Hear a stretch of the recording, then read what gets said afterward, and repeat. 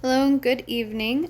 Today I decided to do my final project for a Supreme Court case on Ward versus Rock against racism. This case took place in 1989, so let's go ahead and take a look at the facts. The case facts included that New York City was responding to the complaints of high decibel concerts adjoining residential neighborhood areas, mandated to use the city-provided sound system and technicians for concerts in Central Park. Members of the rock group claimed that the inability to use their own sound equipment and technicians in a concert in a public forum interfered with their First Amendment rights of expression. The constitutional question at hand was, does the New York City ordinance substituting a city-employed technician and mixing board for a performer's mixer and equipment violate the First Amendment?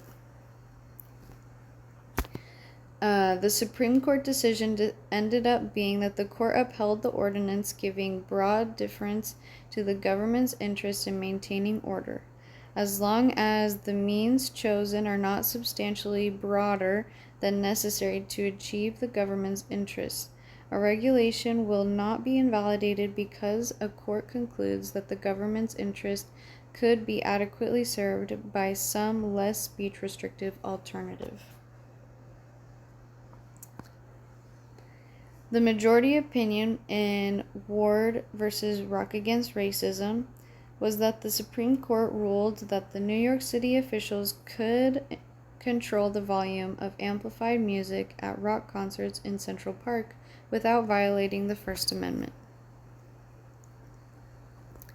The arguments from the dissenting opinions was that the guidelines leave open ample alternative channels for communication, since it does not attempt to ban any particular manner or type of expression at a given time or place. Rather, it continues to permit expressive activity in the bandshell and has no effect on the quality or content of the expression beyond regulating and extending the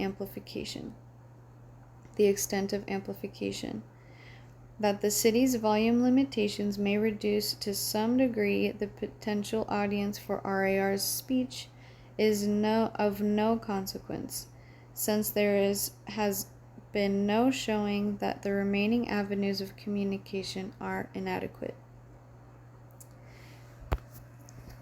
Here it says, here the argument is that the participants in these concerts would prefer that it was not regulated by the city.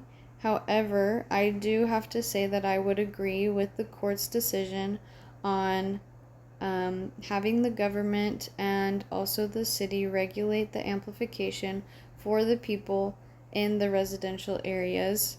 I do not think that it violates the First Amendment, seeing as they are still welcome to come and have their concert, but in a way that is beneficial for all those in the area and participating.